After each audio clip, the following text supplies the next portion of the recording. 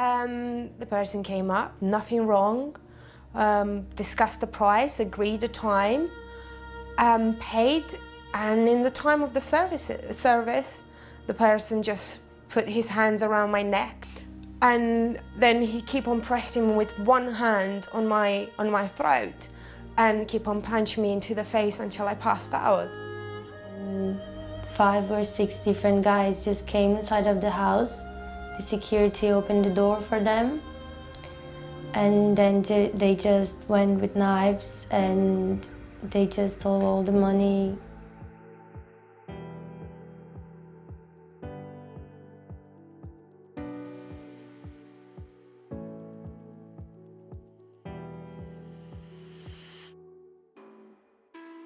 Okay, my name's Susie.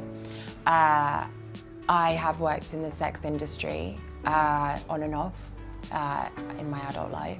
I've worked always for myself. I've never had a boss or a manager. There's a perception that sex work is inherently degrading, that it's morally wrong.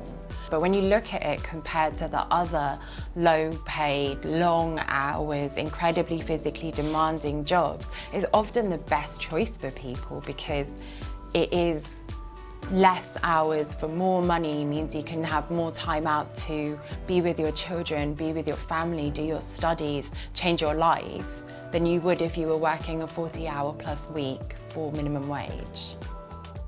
According to one estimate, there are nearly 73,000 sex workers in the UK today, with 32,000 in London alone.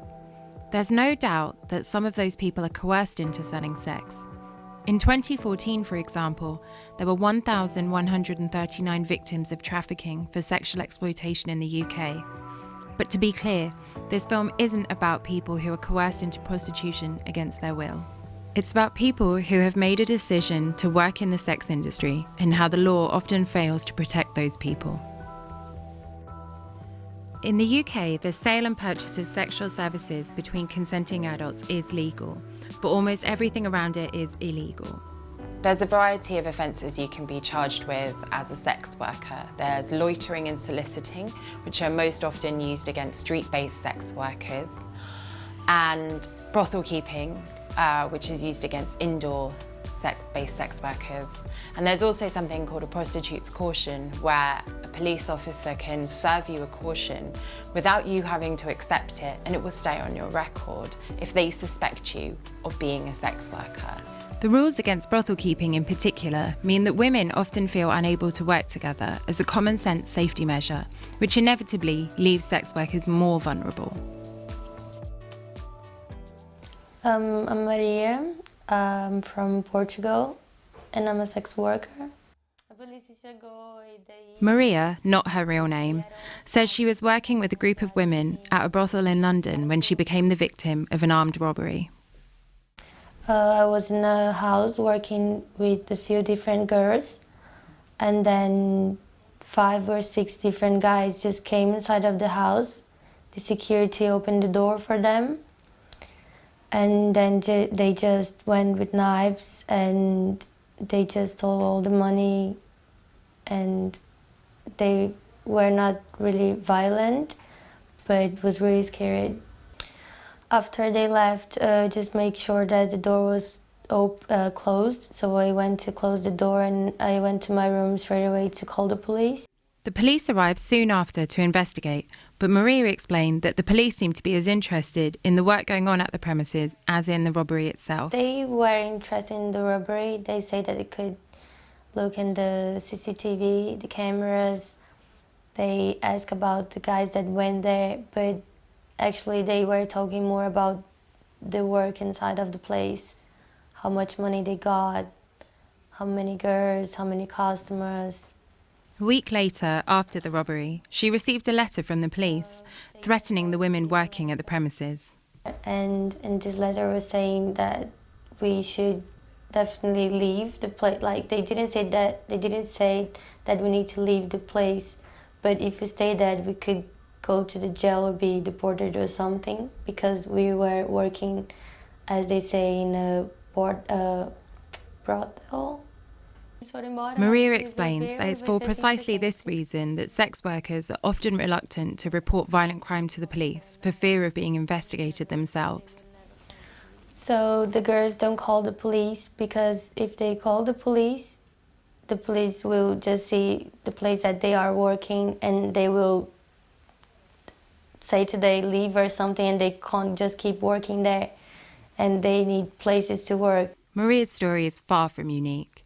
She told us that because violent criminals know sex workers are unlikely to report this kind of crime, they deliberately target women working together in brothels. I was hearing from different girls that they get robbed in the house with same story with 5 or 6 men, and then they were with knives, sometimes with guns and acid, and they just was hitting the girls, raping the girls. So I knew that it was happening, but I was not sure that it would happen with me.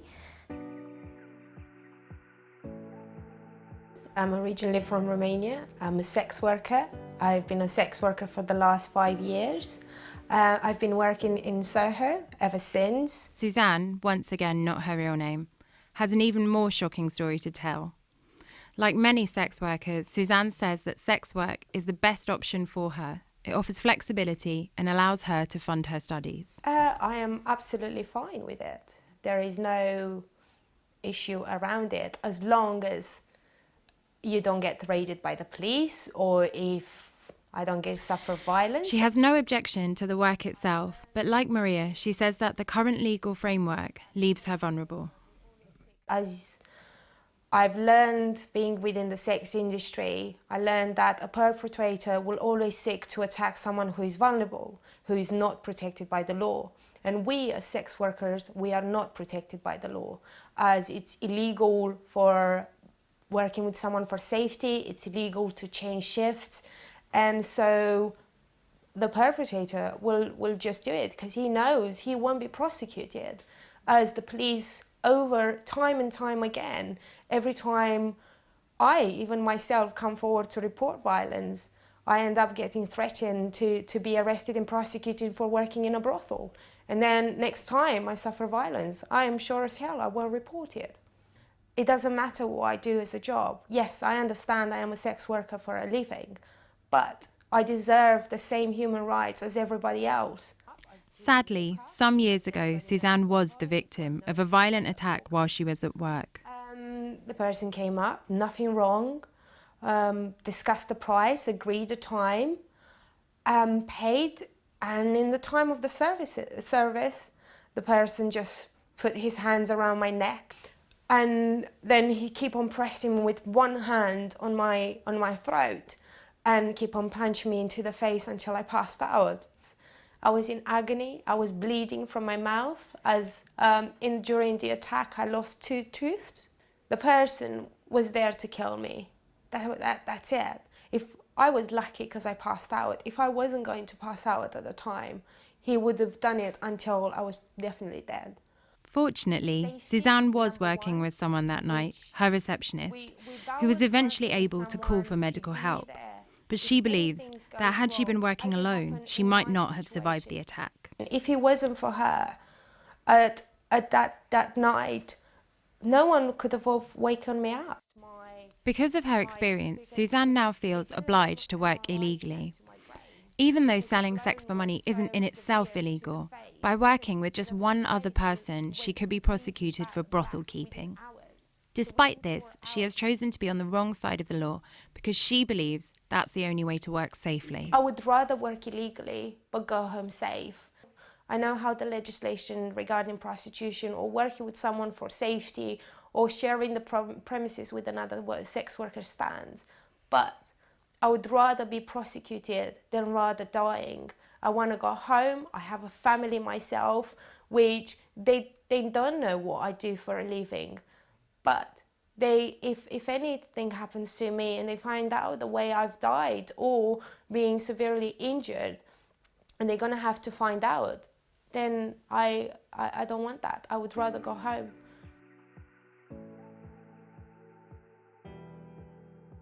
I think from my own experience, what I do know is that often women go into sex work because it's a better choice. Nikki Adams from the English Collective of Prostitutes, a campaigning organisation of sex workers and former sex workers that's been in existence since the 1970s, explains that far from these being marginal concerns, the same grievances are heard incredibly frequently. You know that by going into sex work, you're taking a risk because there is a lot of violence, and that is a primary concern for all of us. Safety is a primary concern. At every turn, the prostitution laws sabotage our efforts to keep safe. So it's illegal to work together in premises. If you work together with somebody else on the street, you're much more likely to come to the attention of the police. You suffer antisocial behaviour orders on the street, which then, if you breach them, you can end up in prison. Same with working from premises. You can be prosecuted for brothel keeping, just literally for working together with another woman. And we have heard of many situations where women come forward to report violence, and instead of the attackers being pursued and investigated and prosecuted by the police, sex workers get prosecuted for prostitution offences instead. And that is appalling, because when that happens, word goes around very quickly, and it's a big deterrent for anybody else to come forward and report violence. In 2016, a group of MPs on the Home Affairs Select Committee recognised the problems resulting from brothel keeping legislation and recommended a change in the law. But shortly afterwards, the government decided they didn't have enough evidence to introduce the changes. We spoke to the Home Office for this film, and a spokesperson told us that the government still has no plans to change the law around prostitution, despite the Home Affairs Select Committee's recommendations. At the moment, even though sex work isn't illegal, we work in a heavily criminalised environment where many people are far too scared to go to the police or go to other authorities when they are in danger. The thing that sex workers want is full decriminalisation of sex work. What that means is treating it just like any other job. For example, if you're working in a brothel and you have a manager who helps work out shifts and deal with customers and pay the rent, then if they begin sexually harassing you, you could go to the police and report them for this. You could take them to court and have them charged with sexual harassment. But as long as the law continues to act as an incentive to unsafe working practices, more sex workers, like the women we've heard from in this film, will be at risk of violence and abuse.